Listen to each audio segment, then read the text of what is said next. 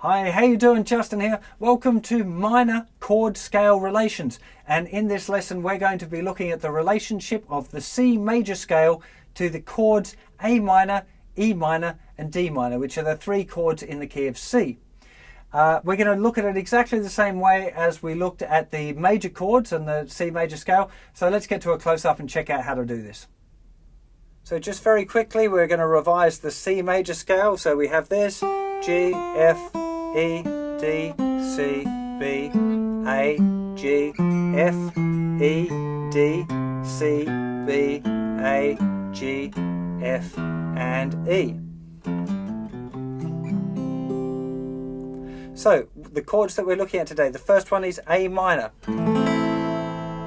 And we're now looking at how to play that scale kind of based around our A minor chord. So we have here G, just with a little finger, nice easy one. To get the F note, our first finger has to just lie over. And then back to normal for our E note.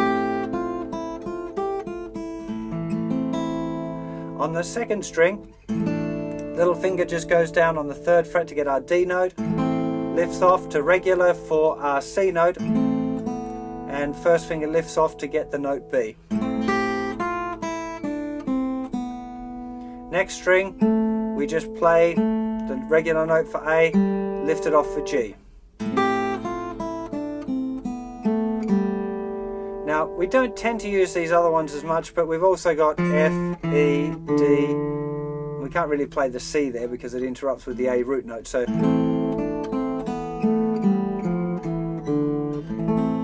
that's generally all of the ones we play. We don't tend to play those. Well, it's worth knowing to sing. You might want to do a little rundown like that sometime. Sounds kind of funky.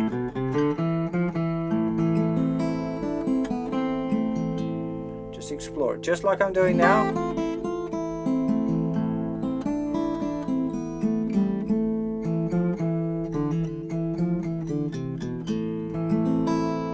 And see the way that the scale and the A minor chord kind of lock together. So the second chord that we're looking at today is E minor. Now generally for this particular one you want to be using your second and third fingers, but there's other options. As you know, with E minor chord you can play it with any two kind of consecutive fingers and you're going to be fine. But because our melody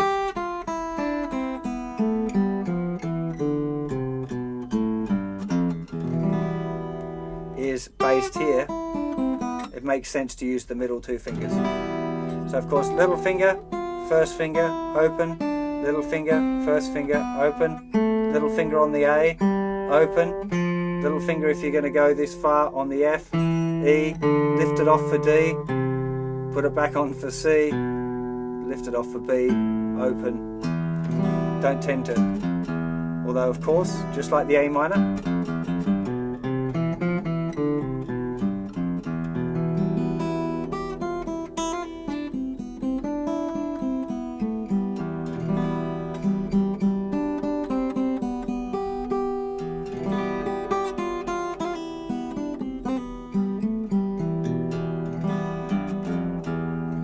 just have a bit of an experiment. That's all I'm asking you to do, is to play around with the relationship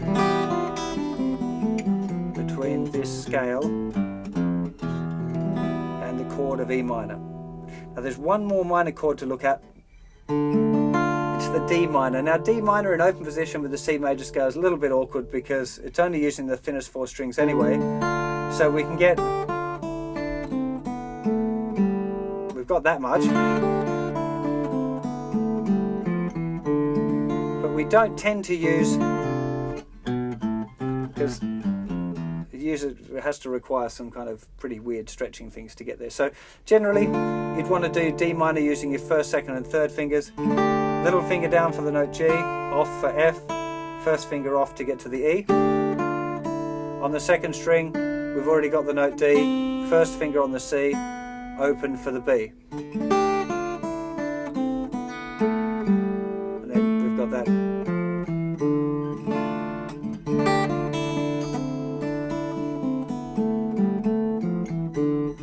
Be honest, I tend to avoid this chord because there's not, unless I'm just doing those kind of simple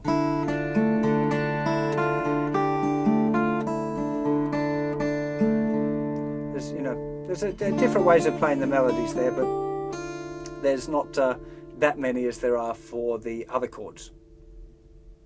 There we have the chord scale relationships between the C major scale, A minor, E minor and D minor chords.